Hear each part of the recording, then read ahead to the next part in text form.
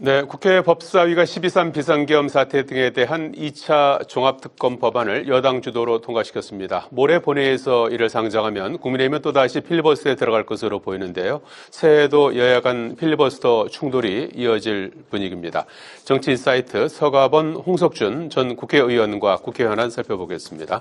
안녕하십니까? 안녕하십니까? 자, 어제 법사위가 열렸죠. 어제는 이제 1월 임시국회가 이제 시작이 된 날이고, 법사위에서 지난번에 이제 미뤄졌던 통일교특검법하고 이제 2차 종합특검인데, 통일교특검법은 이제 일단 좀 미뤄진 그런 상황이고, 2차 종합특검법을 일사천리로 야당에서 이제 불참한 상황에서 통과를 시켰습니다. 야당에서는 이 2차 종합특검과 관련해서 좀 반대하는 입장이고, 내일 모레 이제 통과하면 필리버스터로 이제 맞서겠다는 그런 입장인 것 같고, 법원행정처는 뭐 이 3대 특검이 재차 3대 특검을 연장하는 것으로 보일 우려가 있다, 이런 입장을 내비치기도 했는데, 법안 자체에 대해서 어떻게 좀 보고 계십니까? 예, 어쨌든 지금 뭐 특검이 이제 1차 이제 종료하고, 지금 이제 기소해서 지금 재판이 이루어지고 있지 않습니까? 예. 그럼에도 불구하고 우리 국민들 거의 대다수 국민들은 이 지금 아직 내란 이 잔당들, 내란 세력에 대한 조사가 제대로 이루어지지 않았다, 다.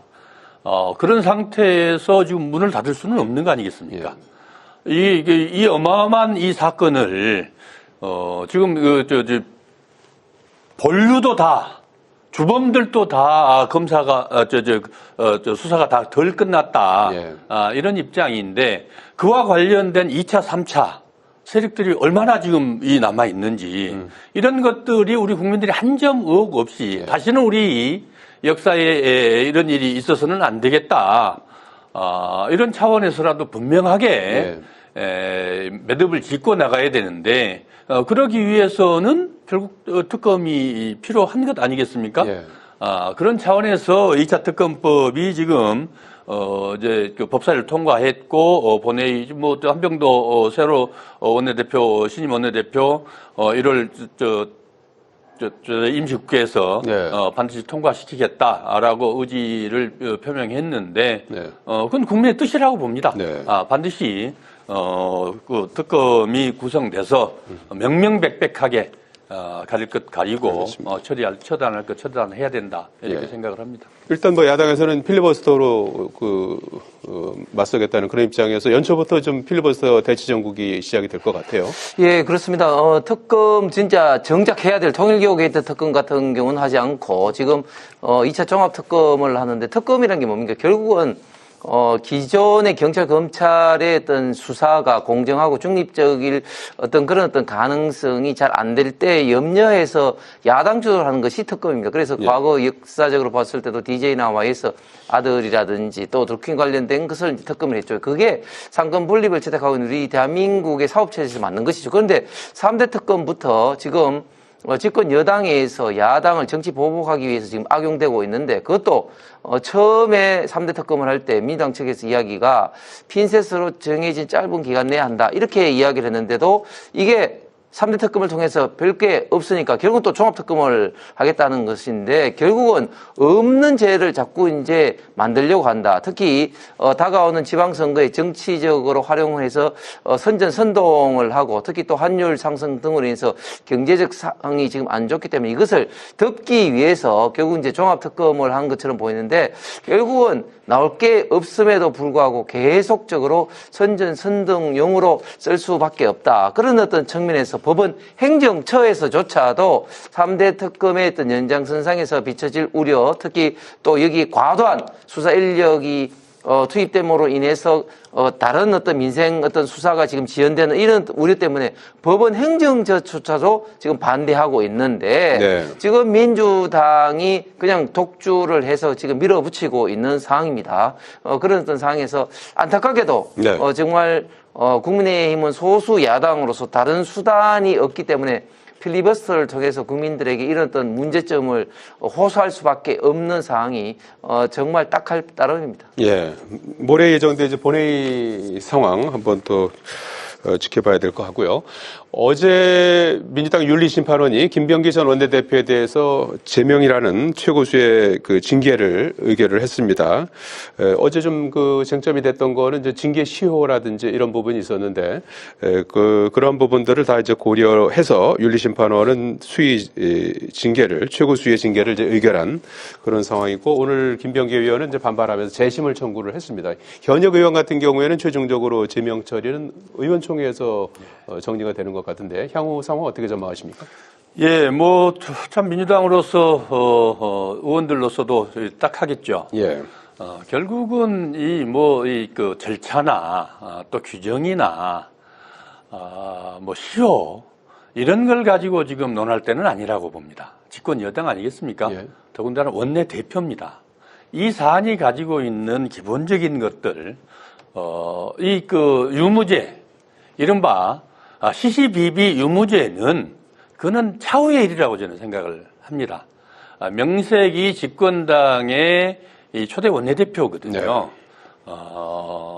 본인의 문제도 본인의 문제고 또 가족 문제 뭐 여러 가지 지금 뭐 논란이 되고 있는 우리 국민들 다 알기 때문에 하나하나 세세하게 굳이 얘기하지 않겠습니다만은 이 사안 하나하나 이 사안 하나만 가지고도 어떤 사안 지금 드러나 있는 많은 사안들 중에서 13개 하나만 가지고도 하죠. 예. 충분히 책임을 통감하고 그 직에서 내려오셔서 당과 국민들을 위해서 그러고 나서 소명하면 되는 거 아니겠습니까? 그 책임이라는 게 네. 결국 남의 문제가 아니고 나의 문제 아니겠습니까? 그 더군다나 최고위직에 있고 그 한마디 그 모습 그 존재 자체가 국민들이 우리 그 집권 세력이 예. 국민들로부터 신뢰를 얻느냐 이러냐 이런 중차대한 문제를 가지고 예. 시시비비를 따지면서 버티는 것은 좀 사리에 맞지 않고 국민들이 대단히 무책임하다고 생각하고 또 불성사납게 생각하고 또 신뢰를 잃어버릴 수밖에 없는 예. 그런 사안입니다. 그래서 정말 거창하게 뭐 우리가 얘기할 게 아니고 책임을 좀 통감하고 그렇게 하나하나 네. 대처해 줬으면 좋겠다. 이런 게 우리 당원들의 바람이고 또 민주당 의원들 역시 그런 생각 아니겠습니까? 자진해서 대부분 상당 많은 의원들이 일단 본인이 탈당을 하면은 예. 그러고 나서 소명하면 다시 또 제명이라는 거는 무죄가 탈당이 되는 되고 거죠? 소명이 되면 다시 들어오면 되는 거 아니겠습니까? 예. 그럼에도 불구하고 이런 사태까지 가게 하는 것도 알겠습니다. 저는 참 무책임하다. 그렇게 생각을 합니다. 예.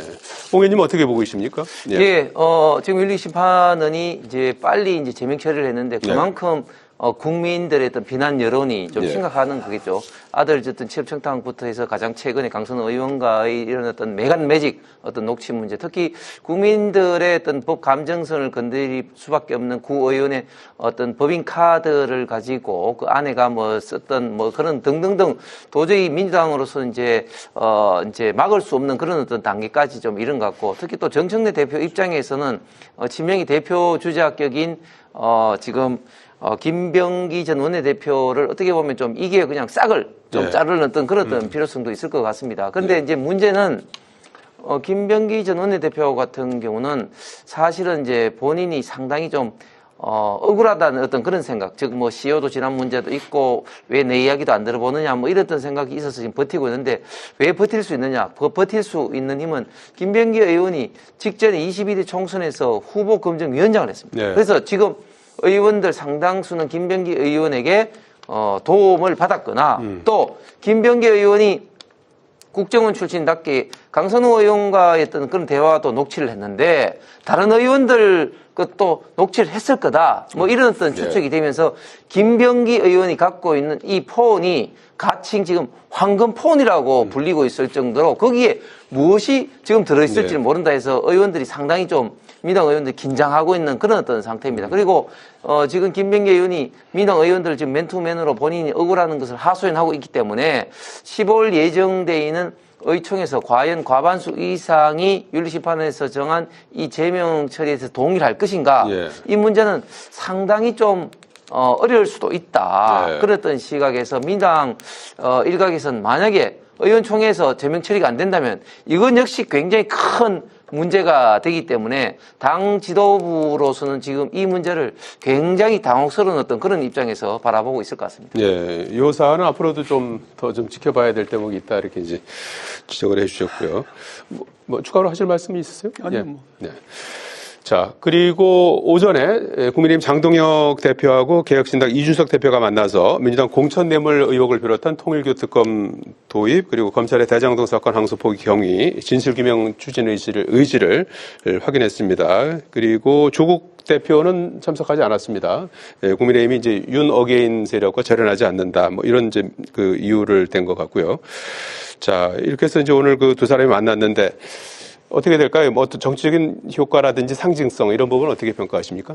예, 일단 야당 그 대표끼리 일단은 만났다는 것 자체가 일단 그 대단히 좀 의미가 있습니다. 특히 또 논의해야 될 공천 어떤 뇌물이라든지 통일교 게이트 관련된 이슈라든지 또 대장동 지금 항소 포기라든지 이런 것은 가치관을 떠나서 여야를 떠나서 국민 대다수가 분노를 하고 이 실체적 진실을 밝혀야 된다 이런 어떤 생각을 갖고 있는 이슈이기 때문에 쉽게 이 사항에 대해서는 합의가 가능할 것 같습니다. 그런데 예.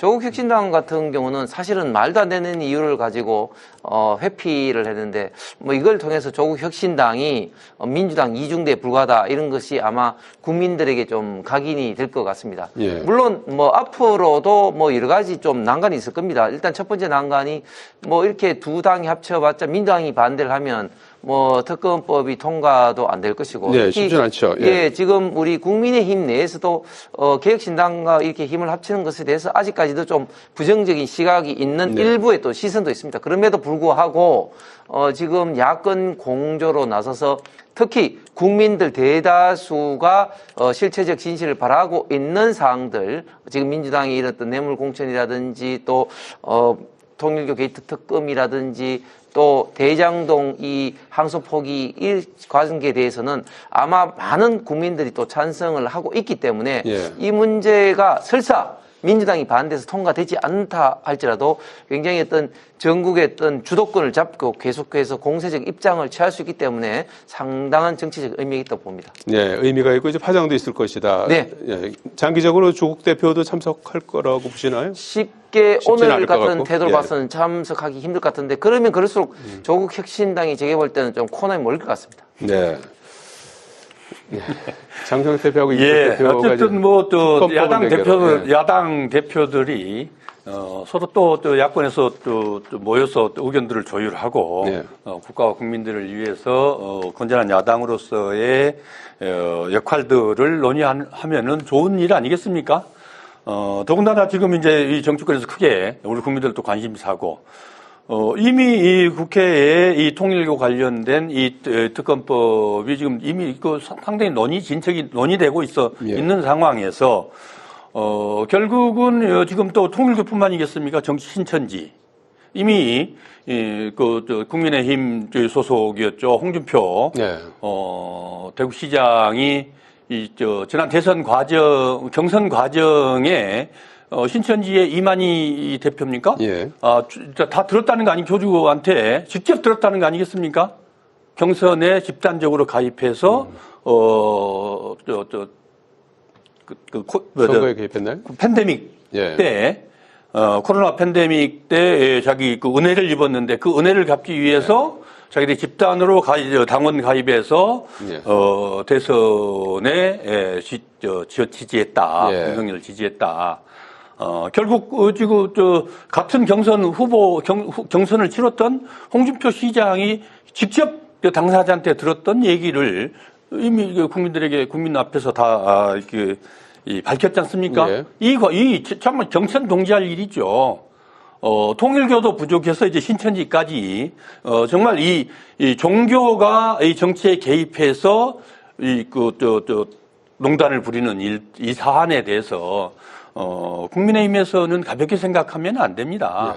같이 특검을 같이 하자고 하는데 거기에 또 다시 지금 공천 이른바 공천 뇌물이라고 해서 그것을 물타기를 하고 있는 것 아니겠습니까? 다 하면 됩니다. 공천 관련돼서도 사실 우리 정치권의 삼김시대까지 정말 돈 없으면 정치하지 못한다 해서 결국 노무현 대통령 당선되고 나서 선거 공영제를 실시했고 그래서 지금까지 최소한 정치가 돈으로부터 좀 자유로워졌고 깨끗해졌다. 우리 국민들 그렇게 믿고 있었는데 그리고 또 후보 선출 그 핵심 후보 선출 과정이 국민과 당원들이 참여해서 공정하게 선거 후보를 선출한다. 이렇게 우리 국민들도 믿고 있고 당원들도 그래서 당원으로도 그렇게 입당을 해서 당비까지 납부해 가면서 선거에 참여하고 있지 않았습니까? 그런데 지난 선거 때 민주당도 지금 들어보면은 이런 일들이 있었고 또 국민의힘도 지난 총선 때 이철규 의원하고 김정재 3선 의원이죠. 포항에서 이 경선 과정들 3억에서 5억을 돈이 오가는 이 과정들 다 이렇게 녹취록에 알겠습니다. 다 나왔지 않습니까?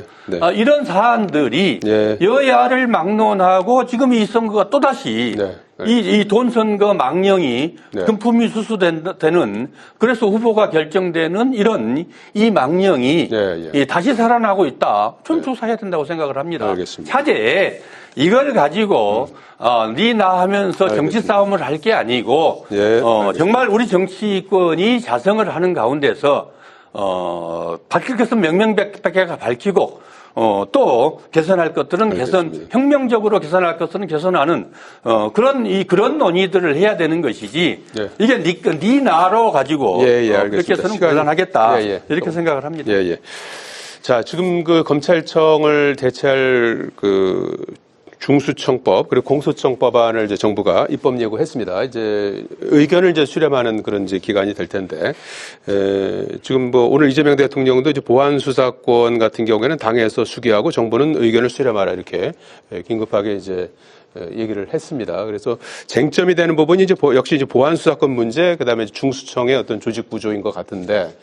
앞으로 이제 상당히 당내에서 이제 수기 과정 속에서 상당한 난상 토론이 좀 있을 것 같죠? 어떻게 예상하십니까? 법이 이제 정부 법이 이게 이제 국회로 넘어갔지 않습니까? 국회에서 여야가 또 이제 법사일부터 시작해서 논의를 시작을 하겠죠. 법에서 입법 과정 아니겠습니까? 결국 국회에서 최종적으로 논의 과정에서 어떻게 최종 결정을 할 것인지는 역시 이제 국회의 몫이고 그 전에 여당에서 당에서도 또 이게 당정 간의 논의를 정부 법안을 가지고 당정 간에 1차적으로 논의를 활발하게 해야 되겠죠. 결국 핵심은 검찰 개혁이고 그 검찰 개혁의 핵심은 수사권과 기소권을 분리한다 아니겠습니까? 결국 이 근간을 가지고 어떻게 할 것인지에 대해서 이 법으로 지금 성안을 해 놓은 것인데, 당에서는 지금 상당수 의원들이 우려하고 있는 게, 결국은 다시 또 검사 이름만 바뀐 거 아니겠냐. 과거에 중수부가 특수부가 됐고, 지금 다시 이제 중수부의 전행, 특수부의 전행들을 이 문제에 대해서 결국은 이 검찰 개혁이 이루어지는데, 다시 그런 이름만 바꾼, 그 다음에 포대가리만 하는, 이런 이 우를 범해서는 안 되겠다라는 게 지금 민주당의 걱정인 것 같고, 그 핵심이 결국 보안수사권인데, 결국 기소권과 수사권이 분리되는 과정에 그 이유가 명백하지 않겠습니까? 그런 점들이 당정 간 논의하는 과정에서 충분하게 다 이 논의되고 또 지혜롭게 결정될 것이다. 이렇게 판단합니다. 가장 핵심적인 내용은 보안 수사권 문제가 될 것 같아요. 저는 이제 보안 수사권은 일단 당정 간의 충돌이 되는 건데, 저 개인적으로는 보안 수사권 당이 있어야 된다 봅니다. 왜냐하면 경찰이 공소청에 보안 수사권 그렇죠. 이제 전지능한 상태가 아닌 상황에서 공소청의 보안 수사권이 없으면 국민의 어떤 권익 보호라든지 또 실체적 진실을 밝히는데 문제가 좀 많기 때문에 보안 수사권 있어야 되는데 제가 생각하는 문제는 이런 겁니다.